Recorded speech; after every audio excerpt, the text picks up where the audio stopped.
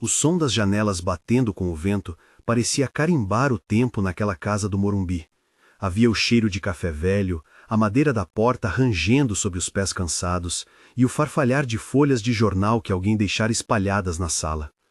Quando ela girou a maçaneta, sentiu um arrepio na nuca, como se o ar estivesse esperando por algo. Dona Marta, 72 anos, mãos calejadas e cabelo ainda tingido com paciência, voltava de uma consulta simples com o cardiologista. Podia ter sido só uma noite comum. Não foi. Antes que pudesse entrar com calma, uma voz abafada sussurrou perto do ouvido. Precisamos que você ouça. Era Rosa, a empregada que tinha limpado a casa por 15 anos, voz trêmula e olhos enxutos.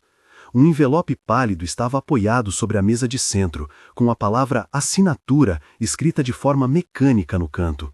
Havia algo no gesto de Rosa que não era de intrusos, era de gente que protege segredos da própria família. A promessa invisível no ar era cruel. Naquela mesma noite, decisões seriam tomadas que poderiam tirar dela até o direito de escolher o próprio médico. Imagine descobrir, no seu próprio lar, que algo tão definitivo podia ser selado com uma caneta. Marta pegou o envelope com as duas mãos, sentindo o papel frio, e deixou que Rosa a guiasse devagar por um corredor que agora parecia estranho. Vamos ouvir primeiro antes de agir, sussurrou a mulher, e o som da palavra assinatura cortou a respiração de Marta como se fosse uma lâmina. Marta não chegara ali por acaso. Nascera numa casa pequena no interior e aprendera desde menina a costurar futuro com paciência. Construíra, junto com o marido João, uma vidraçaria que cresceu com trabalho e noites em claro. Quando as janelas da banca de vidro começaram a brilhar, a família cresceu também. Chegaram Bruno, o primogênito, e Lina, a filha caçula, cada um com sonhos que atravessavam a mesa da cozinha. João morreu há 8 anos, deixando a casa e a empresa para Marta e para um testamento que tudo registrava com mãos firmes. Desde então, Marta passou a viajar mais entre médicos e reuniões do conselho da pequena empresa, porém manteve o controle das finanças com um caderno de capas gastas. A relação com Bruno mudou com o dinheiro e com a velocidade da cidade. Ele abriu uma empresa de tecnologia, tornou-se conhecido no mercado, comprou carros e passou a frequentar jantares onde se tratava de sucessão com uma naturalidade que a mãe não reconhecia. Lina casou-se e foi morar no exterior, mandando visitas pontuais e bilhetes emocionados. A faxineira Rosa e o vizinho Fernando acompanharam mais de perto a rotina e foram testemunhas de pequenas mudanças. Ligações noturnas de assessores, visitas de advogados que sempre prometiam soluções e, nos dias de festa, sorrisos medidos que pareciam não mirar nos olhos de Marta. Essa história de confiança e construção era feita de rituais, de carimbos em contratos e de fotografias na parede. Por isso, quando o envelope apareceu com a ideia de uma assinatura, ela sentiu que aquilo tocava o lugar mais íntimo de sua vida. Um lugar onde estavam a vidraçaria, as letras do testamento e o rosto do marido que já não podia mais ler contratos. A casa parecia menor conforme andavam pelos cômodos. O tapete silencioso absorvia passos. O corredor cheirava a cera e a cortina do escritório estava semiaberta como um olho vigilante. Em cada quadro, fechaduras de lembrança. E no ar, um aroma de pomada que lembrava hospital. Rosa sussurrou detalhes com as mãos trêmulas. Bruno recebera uma proposta de reestruturação da empresa familiar.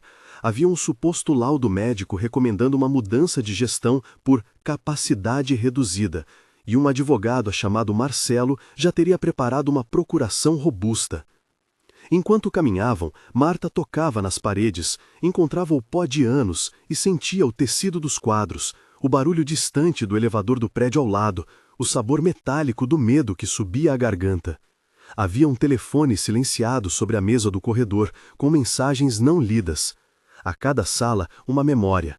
A vitrine da loja com o primeiro logo, a foto do casamento com João segurando uma tábua de madeira, o canto da cozinha onde ensinara os filhos a cortar pão. Rosa descreveu vozes, conversas por trás de portas fechadas, um riso que soava calculado. Eles falaram de internação como se fosse um item de lista, disse Rosa, e a frase caiu como chuva ácida. Marta sentiu os pelos do braço se eriçarem, a água fria do choque escorrendo pela pele, e o som do relógio parecia acelerar. Havia pelo menos 6 motivos para desacreditar. Motivos médicos duvidosos, laudos que nunca vira, advogados que se aproximavam como predadores, a ausência de Lina, o histórico de propostas arrastadas por Bruno e a presença de Camila, a companheira do filho, sempre sorrindo com olhos calculistas. A sensação era sensorial, completa. A luz tíbia do abajur projetava sombras na estante. O cheiro de verniz das molduras misturava-se ao perfume doce de Camila, que ainda parecia recente no sofá. E o próprio corpo de Marta tremia ao toque do papel em suas mãos. Eles foram até o escritório. A porta estava entreaberta e por baixo dela vinha uma conversa sussurrada, cheiros de charuto e café requentado, e o risco de uma voz que tratava do tema como se fosse uma transação de banco. Marta encostou a orelha na madeira e conseguiu escutar pedaços. Se assinarmos hoje, transferimos a administração para a holding, dizia uma voz masculina, calma e repetitiva. O laudo já está pronto e a clínica parceira vai oferecer suporte de reabilitação, respondeu outra voz com risos fáceis. Ela está cansada, precisamos proteger a empresa, insistiu Bruno como justificativa. Proteção é um termo amplo, disse Camila, aclarando a garganta. No tom de cada palavra havia o som de um plano. Marta recuou, o coração martelando, e as imagens de anos de trabalho rodopiavam como folhas no ventilador.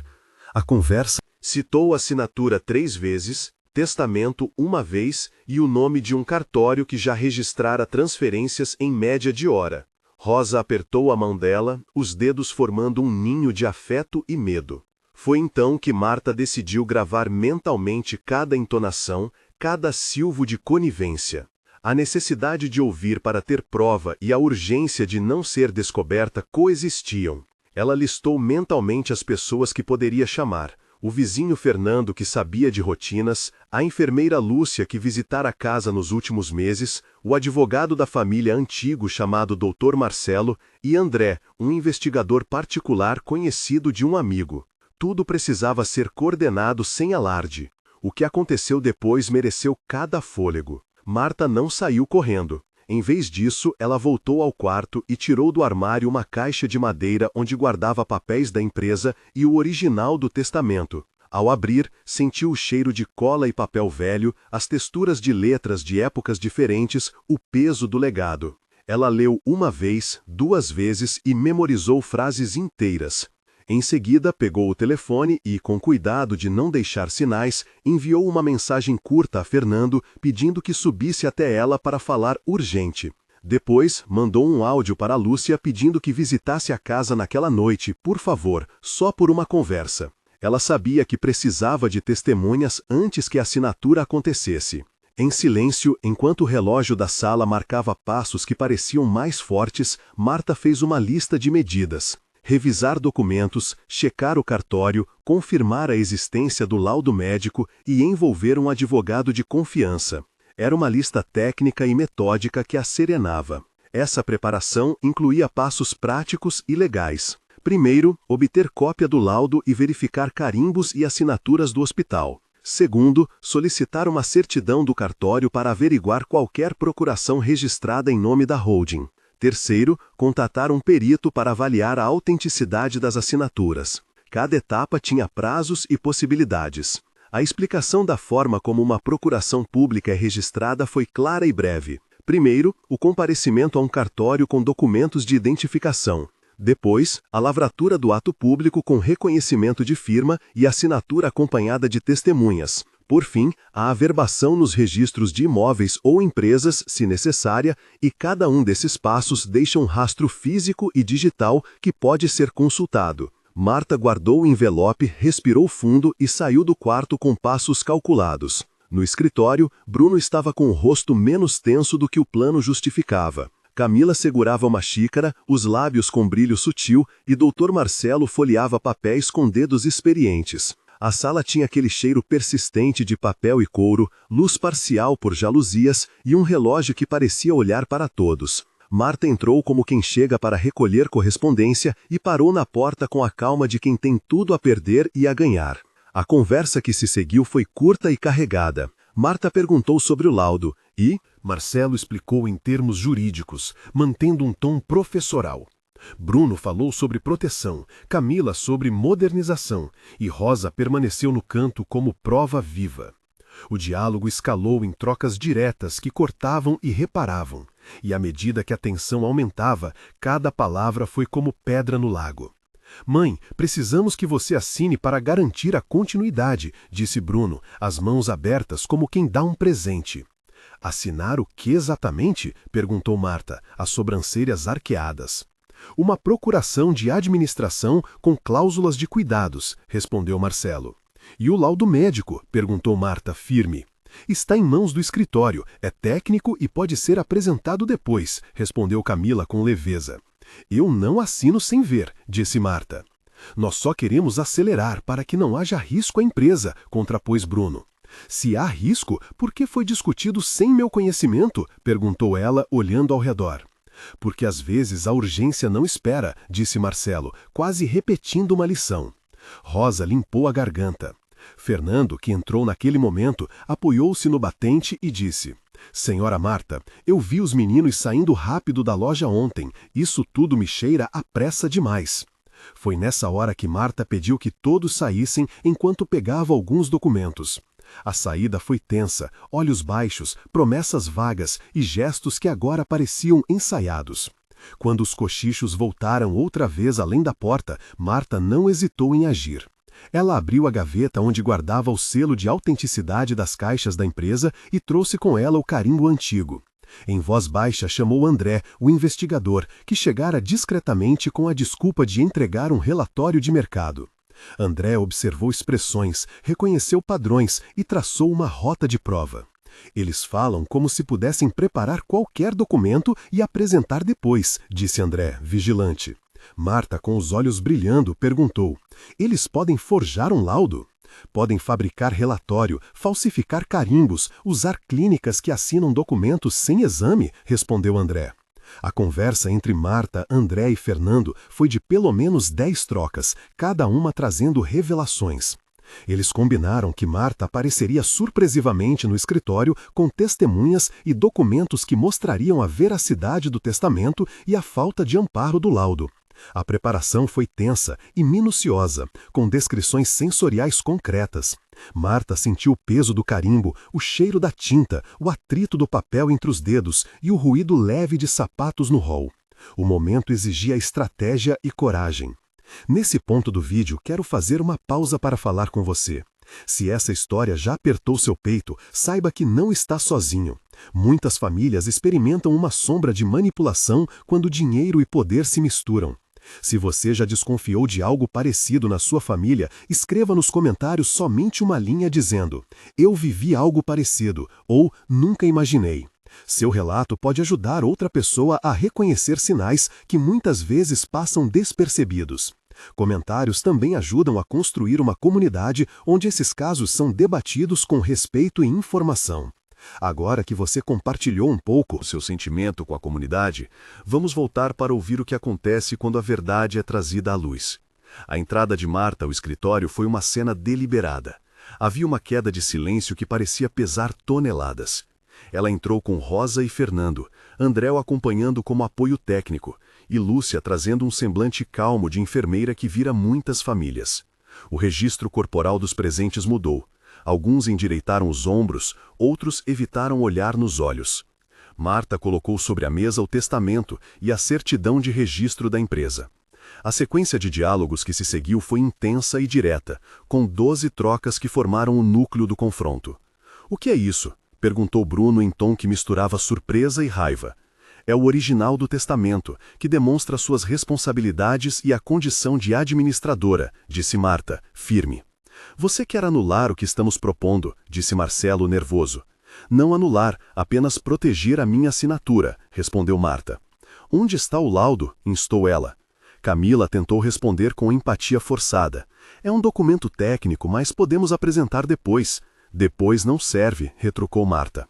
André mostrou evidências que havia levantado, mensagens, agendamentos de consultas falsas e uma nota fiscal de uma clínica que correspondia ao laudo. "Aqui está a ligação entre a consulta e o laudo", disse André. "Isso não prova nada", argumentou Marcelo com pressa. prova falsificação, disse Fernando, apontando uma assinatura com inconsistências peritas. Você está me atacando, disse Bruno. Eu estou me defendendo, replicou Marta. Em cada frase havia hesitações, interrupções, suspiros e o som úmido de papéis que mudavam de mão. A tensão cresceu até que Marta, com voz firme e um olhar que vinha de décadas de resistência, perguntou: Você pretende cuidar da empresa ou da minha vida? O convite para a verdade foi claro e pesado. Os antagonistas vacilaram. Havia uma tentativa de manipulação final, uma última oferta que queria fechar tudo num acordo aparentemente benigno. Marcelo propôs que Marta assinasse um documento com cláusulas de supervisão e visitas regulares, prometendo que tudo seria revertido se ela mudasse de ideia. Camila ofereceu serenidade e um plano de cuidados que soava afetuoso. Bruno fez um gesto grandioso, oferecendo uma cadeira no conselho e autonomia limitada, como se aquela concessão compensasse tudo. Nessas trocas, que duraram minutos e alteraram o ritmo da sala, foi perceptível o mecanismo clássico de sedução e pressa. Marta hesitou, lembrando das memórias de João, da vidraçaria e das noites de luta. Havia claramente 3 possibilidades: um pedido sincero de proteção, uma manipulação para despojá-la de poder ou uma mistura das duas. A reação dos presentes variou. Rosa apertou a mão de Marta, Lúcia cruzou os braços como quem não se deixa enganar, Fernando falou com firmeza e Andréu anotava cada detalhe. A confissão que veio em seguida foi curta e quase inaudível. Camila suspirou e disse: Houve pressa porque achamos que era o melhor para todos. Bruno murmurou algo como desculpa que não soou verdadeira. O clima ficou pendurado, como um fio de porcelana. Marta respirou, sentiu o calor das palmas das mãos, o gosto de metal no céu da boca, e a decisão se formou com a dureza de quem não volta atrás. A resolução imediata foi tanto pública quanto administrativa. Marta, com apoio de testemunhas e do perito, declarou que não assinaria nada sem perícia independente. Pediu ao cartório uma suspensão temporária em qualquer registro que envolvesse seu nome e acionou formalmente o processo de verificação do laudo e da procuração. Dr. Marcelo tentou argumentar tecnicamente, mas a clareza dos procedimentos que Marta apresentou desmontou a pressa. As etapas que ela descreveu aos presentes foram precisas: solicitação de certidões no cartório central, requerimento de cópia do prontuário na clínica identificada, pedido de perícia documental para confrontar assinaturas e carimbos e a abertura de procedimento judicial cautelar para impedir qualquer registro irreversível. Cada procedimento foi explicado com precisão acessível, mostrando prazos, responsáveis e o que cada documento deixava como rastro. Diante dessa argumentação, Bruno aceitou temporariamente recuar, com a promessa de que aquilo seria discutido em assembleia com contadorias independentes. Camila saiu em silêncio. Alguns membros do conselho ligaram, outros passaram recados. A ação foi um ponto de ruptura, onde a máscara caiu e a casa retomou parte de sua dignidade. Os dias que se seguiram foram de litígio e revisão. A imprensa local, avisada por alguém próximo, tocou na história com cuidado. A empresa contratou um advogado independente e um perito para avaliar o laudo. O cartório confirmou que não havia registro em nome da holding, o que trouxe um alívio temporário. Havia ainda muita poeira para assentar. Bruno procurou um acordo, ofereceu compensações e falou em mal-entendido, mas a confiança quebrada não se recompunha com promessas fáceis. A comunidade reagiu, vizinhos comentavam, a vizinha Mariana passou a deixar bolos na casa como gesto de solidariedade e Lúcia continuou visitas regulares. O confronto público havia exposto uma ferida silenciosa que agora pediam cura. Aos poucos, triagens documentais, depoimentos e a perícia técnica foram formando uma parede de proteção. Marta, que outrora confiara na palavra do filho, passou a confiar em documentos e provas. Um mês depois, Marta caminhava pela loja da vidraçaria com passos mais leves. Havia uma assembleia marcada para revisar a gestão, advogados terceiros presentes e um laudo pericial que recomendava cautela com o documento apresentado anteriormente. Bruno concordara em colocar sua assinatura em condições que preservavam a autonomia dela. Havia olhares desconfiados ainda, mas também gestos de reparo. Rosa ganhou folgas remuneradas extras por sua lealdade e Fernando foi convidado a integrar um conselho consultivo de vizinhos para fiscalizar a relação com a comunidade. Marta começou a frequentar aulas de informática para acompanhar as finanças online, retomando parte do controle que sentia perdido. 3 meses depois, a perícia concluiu que o laudo apresentado era de procedência duvidosa. A clínica citada teve seu credenciamento questionado e a assinatura apontada como inconsistente com as amostras do documento original. Em uma audiência, Bruno pediu desculpas publicamente, atribuindo o caso a uma decisão precipitosa e ao conselho de terceiros. Houve negociações que resultaram em um acordo formal. Bruno assumiu compromissos de transparência. Camila ficou em uma função não executiva e a empresa estabeleceu um protocolo de sucessão com participação de auditores independentes. A mídia local registrou a história como uma alerta para famílias com patrimônios, e Marta passou a receber mensagens de outras pessoas contando casos similares. 6 meses depois, a vida havia refeito um novo ritmo. A vidraçaria ampliou o quadro de sócios com conselheiros independentes e lançou um pequeno fundo de proteção para idosos empresários na região. Bruno e Marta voltaram a conversar em almoços programados. A palavra traída ainda lá, mas com tentativas de remissão. Rosa foi oficializada como funcionária contratada, com benefícios e recebeu uma carta pública de agradecimento. A comunidade local organizou uma roda de conversa sobre direitos dos idosos e documentos de sucessão, com participação de Dr. Marcelo como palestrante convidado, agora abordando o tema com mais cautela. Marta, ao olhar para as molduras da casa, sentiu que havia recuperado algo que não se mede em cifras: respeito e a capacidade de decidir. Havia um legado preservado, não apenas em bens, mas em princípios. Hoje, ao respirar fundo no alpendre da casa que construiu com João, Marta sorri com uma mistura de alívio e vigilância. A história deixou marcas, mas também ensinou nomes e caminhos. Se existe um veredito, é que documentos e assinaturas podem ser armas quando usados sem transparência, e proteção se constrói com provas, testemunhas e coragem. Ainda resta a pergunta para você que assistiu: e se fosse a sua mãe, o que você faria para proteger o que é dela? Se essa história tocou você, compartilhe com alguém que precisa ouvir e inscreva-se se quiser acompanhar mais relatos que mostram como coragem comum pode transformar destinos.